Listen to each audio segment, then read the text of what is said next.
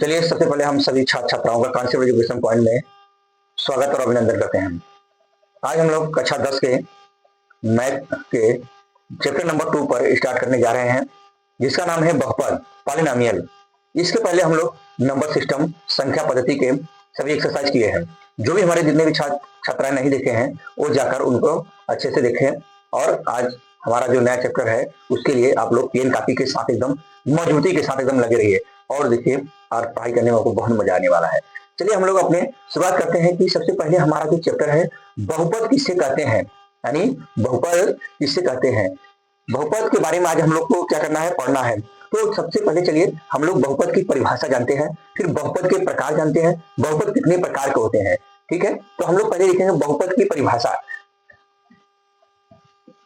बहुपद की परिभाषा यानी आप जानते हैं कि बहुपद किससे कहते हैं, यानी किसी भी बीजी व्यंजक में जो चर की घात, यानी किसी भी बीजी व्यंजक में चर की धनात्मक पूर्णांक घात को उस बीजी व्यंजक का बहुपद कहते हैं। यानी किसी भी चर में जो हमारा घात है वो क्या होना चाहिए, पूर्णांक होना चाहिए, और क्या होना चाहिए, धनात्मक होना चाहिए। ऐसे बीजी व्यंजक को कहा जाता है बहुपद कहा जाता है। क्या कहा जाता है, बहुपद कहा जाता है। देखिए इसकी परिभाषा कहा जाता है किसी भी बीजी व्यंजक में, किसी भी बीजीय व्यंजक में चर की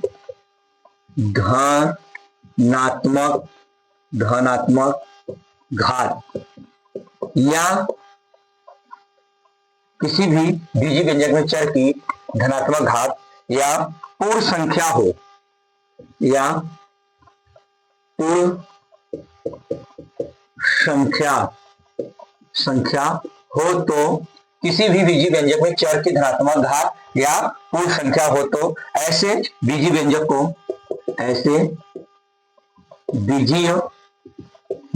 को क्या कहा जाता है, बहुपद कहा जाता है। पहले तो ये जाने बहुपद किसे कहते हैं, बहुपद कहा जाता है। ठीक है, देखिए हमारे प्यारे स्टूडेंट, किसी भी बीजी व्यंजक में जो चर की जो घात होनी चाहिए धनात्मक घात हो, क्या हो, धनात्मक घात हो या पूर्ण संख्या हो, तो ऐसे बीजी व्यंजक को बहुपद कहते हैं। यानी ऐसे बीजी व्यंजक को पॉलिनोमियल कहते हैं। यानी जो क्या होनी चाहिए हमारे बीजी व्यंजक को। अब बात मन में डाउट आ रही है सर ये बीजी व्यंजक क्या होता है। यहाँ पर देखिए ध्यान दीजिए, ये जो हमारा बीजी व्यंजक है इसमें दो भाग है, एक तो होता है चर और एक तो होता है अचर। यानी अब बीजी व्यंजक होता है किससे मिलकर, चर और अचर दो से मिलकर बना होता है। चर किसे कहते हैं, यानी चर का मतलब होता है जिनका मान क्या न हो, फिक्स न हो, जिनका मान फिक्स न हो। अंग्रेजी वर्णमाला के 2600 अक्षर में हम किसी को भी क्या कर सकते हैं, चर माना जा सकता है। जैसे A B C D dot dot dot X Y Z, ये सभी क्या है, चर कहलाते हैं। अचर का मतलब होता है जिनका मान क्या हो, फिक्स हो, जिसका मान निश्चित हो। जैसे सभी संख्याएं 1 2 3 4 5 डॉट डॉट, ये सभी संख्याएं मिलकर क्या बनाती है, बीजी व्यंजक बनाती है। क्या बनाती है, बीजी व्यंजक बनाती है। तो बात समझ में आ गया, यानी किसी भी बीजी व्यंजक में चर की धनात्मक घात या पूर्ण संख्या हो तो ऐसे बीजी व्यंजक को बहुपद कहा जाता है। हमने बीजी व्यंजक को बताया कि यह दो भागों से मिलकर बना, एक तो होते हैं इसके एक भाग चर होते हैं, एक होता है अचर होता है। यह कहलाते हैं आपके A B C D X Y, ये जितने भी 2600 अक्षर में से कोई भी वर्ड आता है वो हम चर मानते हैं, और जो भी संख्याएं होती हैं वो क्या होती है, अचर कहलाते हैं। ठीक है, इतनी बातें आप लोग समझ गए।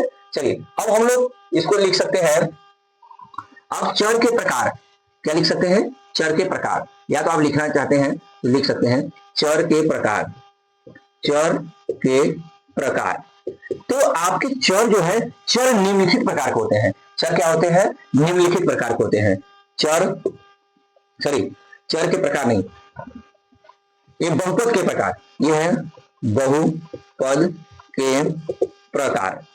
बहुपद के प्रकार यानी बहुपद कितने प्रकार का होता है, नहीं आपने बहुपद तो जान लिया, लेकिन बहुपद कितने प्रकार का होता है। ठीक है, इस बात को आपको जानना है कि बहुपद कितने प्रकार का होता है। चलिए देखिए ध्यान दीजिए, बहुपद निम्न प्रकार का होता है। बहुपद निम्न प्रकार का होता है। पहला रैखिक बहुपद क्या है? रैखिक बहुपद यानी लीनियर लीनियर पॉलिनोमियल्स, यानी रैखिक बहुपद किसे कहते हैं? यानी ऐसा बहुपद जिसका घात एक हो, यानी एक घात के बहुपद को कहा जाता है रैखिक बहुपद। यानी एक घात के बहुपद को क्या कहा जाता है? रैखिक बहुपद कहते हैं। एक घात के बहुपद को रैखिक बहुपद कहा जाता है। जैसे देखिए एग्जांपल में देखिए, जैसे आपका ये हो सकता है ax प्लस बी, ये क्या होता है? एक घात है चर का, ये हो सकता है, या x प्लस 2 हो सकता है, या y प्लस 5 हो सकता है, ये etc। इस तरीके के यानी रैखिक बहुपद का मतलब होता है एक घात के बहुपद को कहा जाता है रैखिक बहुपद कहा जाता है। दूसरा है द्विघात बहुपद। क्या है? द्विघात बहुपद, बहुपद द्विघात बहुपद, यानी नाम से पता चला है द्विघात, यानी रैखिक बहुपद का एक घात है, अगर किसी भी चर का घात एक हो उसे कहते हैं रैखिक बहुपद। अगर किसी भी चर का घात क्या हो? दो हो, घात दो हो और उसमें कम से कम दो पद हो तो उसे कहा जाता है द्विघात बहुपद। ये हो जाता है यानी दो घात के बहुपद को, दो घात के, घात दो के बहुपद को, यानी घात घात घात दो के बहुपद को क्या कहा जाता है? द्विघात बहुपद कहते हैं। यानी घात दो के या दो घात के बहुपद को क्या कहा जाता है? द्विघात बहुपद कहा जाता है। इसका व्यापक सूत्र क्या है? व्यापक सूत्र यानी द्विघात बहुपद का व्यापक सूत्र, यानी एफ एक्स बराबर हो जाता है a x square b x plus c. अगर इस टाइप के अगर आपको बहुपद दिख रहे हैं तो उसे कहेंगे द्विघात बहुपद। ठीक है, उसे क्या कहेंगे? द्विघात बहुपद कहेंगे। ठीक है, अब अगला है हमारे पास, उसको देखिए, उसको ध्यान से, द्विघात बहुपद। ठीक है, अब हम लोग बात करने वाले हैं त्रिघात बहुपद के बारे में। किसके बारे में बात करने वाले हैं? त्रिघात बहुपद। तो अभी इधर लिखते हैं त्रिघात बहुपद, त्रिघात बहुपद, या तो चलिए नोट्स करिए। तो एक बार ध्यान रखिए, बहुपद के हमने बात की है तो बहुपद के प्रकार, बहुपद हमने कहा निम्न प्रकार होता है। एक रैखिक बहुपद, यानी एक घात के बहुपद को कहा जाता है रैखिक बहुपद जिसके घात एक हो, कम से कम एक से अधिक पद हो। दूसरी बात द्विघात बहुपद, घात दो के बहुपद को द्विघात बहुपद कहते हैं। इसका व्यापक सूत्र है a x square b x plus c. और एग्जाम्पल भी लिख सकते हैं, जैसे x square plus 5x plus 6, x square minus 4x plus 7, ये etc। ये जितने भी बहुपद आपको दिख रहे हैं ये कहलाते हैं द्विघात बहुपद। इसको नोट करिए, फिर हम लोग आगे क्वेश्चन की तरफ बढ़े।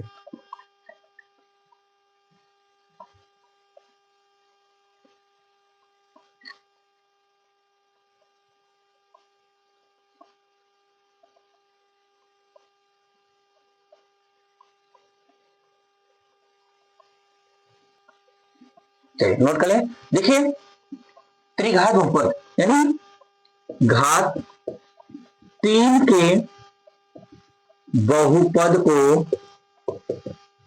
त्रिघात बहुपद कहते हैं।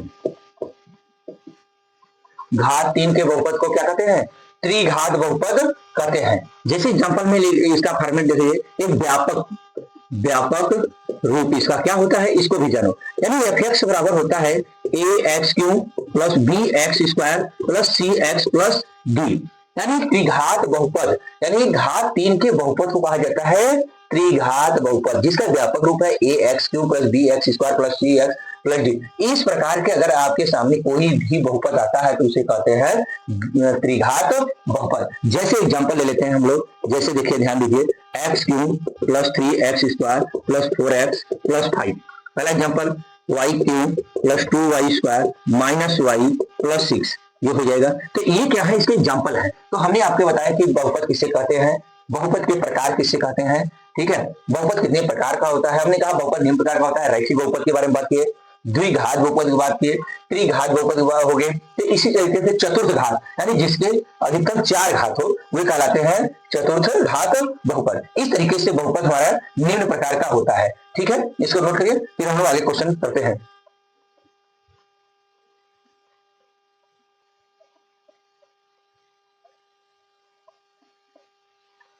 चलिए हम लोग बहुपद पे एक एग्जाम्पल ले लेते हैं। एक क्वेश्चन रहता है, इनमें से कौन बहुपद नहीं है। आपके सामने ये प्रश्न लेते हैं, एक हम लोग प्रश्न ले लेते हैं। पहला, a x square b x plus c. दूसरा, ए एक्स प्लस बी। तीसरा है x square plus 5x plus 6। चौथा है एक्स स्क्वायर करने में एक्स प्लस 3। और पांचवा है आपको एक्स स्क्वायर बटे एक्स स्क्वायर प्लस 5। आपको इनमें बताना है कि एक हमने बहुपद किसे कहते हैं, हमने उसके बारे में बताया, बहुपद के प्रकार कैसे रहते हैं। अब एक क्वेश्चन हो जाए कि आपने कितना समझा। तो इसमें से कौन बहुपद नहीं है, हमने कहे थे कि भाई देखिए, यानी ऐसे किसी व्यंजक यानी जिसका घात धनात्मक हो या क्या हो, पूर्ण संख्या हो। तो यहाँ पर देख रहे हैं कि दोनों की घात क्या है, हमारा धनात्मक, यानी ये बहुपद है। यहाँ भी देख रहे हैं ये भी घात धनात्मक है, यहाँ भी है। यहाँ भी देख रहे हैं ये भी घात धनात्मक, ये भी बहुपद है। जबकि यहाँ पर घात देख रहे हैं धनात्मक तो है लेकिन पूर्ण संख्या नहीं है, यानी कभी भी रूट में आ जाए चर, तो ये समझ जाइए बहुपद नहीं होगा। और इस लास्ट वाले क्वेश्चन में देखिए, यहाँ पर बॉटी में घात हो गया, तो इसका मतलब ये हुआ कि इसका घात एक से भी छोटा हो गया, क्योंकि इसको हम ऊपर लेके जाएंगे तो -2, ये भी बहुपद नहीं होगा। तो इस प्रकार के प्रश्न में आपके सामने आएंगे, बताना होगा कि इसमें कौन बहुपद है कौन बहुपद नहीं है। तो आप क्या करिए कि उसका घात देखिए, पहला घात है धनात्मक होना चाहिए, और घात धनात्मक हो और वह पूर्ण संख्या हो, तो ऐसे बेजी व्यंजक को बहुपद कहा जाता है, अन्यथा ये बहुपद नहीं कहे जाते हैं। ठीक है, चलिए इतने क्वेश्चन आप लोग समझ गए हैं, तो आप आशा करते हैं कि आज की हमारी वीडियो आपको जबरदस्त और अच्छा लगा होगा। मेरे प्यारे साथियों, मैं आप सभी लोग के लिए यह प्लेटफॉर्म चैनल स्टार्ट किया गया है, जो कि ये आपका ही पूरा परिवार है। तो आप लोग मेरा सपोर्ट जरूर करिए, और इसको जितना ज्यादा हो सके आप लोग अपना प्यार जरूर दें, और ये कमेंट करके बताएं ये सेशन आपको कैसा लगा, ताकि हम आपके लिए आगे और भी नए नए कॉन्सेप्ट, नए टेक्निक और आपको लाए। क्योंकि यह हमारा जो चैनल है, ये हम उन सभी छात्र छात्राओं के लिए लाए हैं जो कि बहुत ही मतलब कोचिंगों से क्या होता है, वंचित होते हैं, उनको बहुत समस्याओं का सामना करता है। मैं जैसे डिफिकल्ट चैप्टर को समझने में बहुत परेशानी होती है, उनके लिए यह एकदम निःशुल्क है, इसका कोई कास्ट नहीं है, फ्री ऑफ कास्ट है। बस आप लोग मेहनत के साथ लगे रहिए और एकदम लड़ते रहिए, जो लड़ेगा वही आगे बढ़ेगा। इस तरीके से आप तैयारी करते रहिए, और हमारा प्रयास रहेगा आपको मैथ का एक हीरो बनाकर छोड़ेंगे। बस आप लोग अपना प्यार बरताइए, और इसको जितना ज्यादा हो सके चैनल को लाइक और सब्सक्राइब करना नहीं भूलिए, ताकि हम आप जितना मेहनत कर रहे हैं तो ये पता चले कि हाँ आप लोग हमारी बात को समझ रहे हैं। चलिए इसको नोट करिए, हमारा थ्योरी पोर्शन कंप्लीट, बाकी के क्वेश्चन हम लोग इसके जो थ्योरी पोर्शन है हम लोग नेक्स्ट वीडियो में बात करेंगे। चलिए तब तक के लिए बाय बाय।